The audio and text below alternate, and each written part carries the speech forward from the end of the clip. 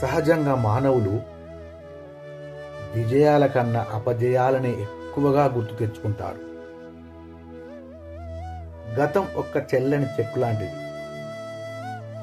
దాని గురించి ఆలోచన అనవసరం. భవిష్యత్ ఒక ప్రామిసరీ నోట్ లాంటిది.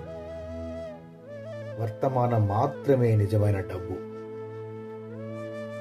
గతాన్ని బాగు చేయడం మీ చేతిలో లేదు. వర్తమానం మాత్రమే మీ చేతిలో ఉంది.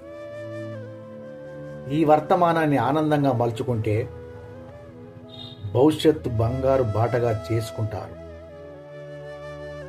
అసలు విజయం అంటే ఏంటిది?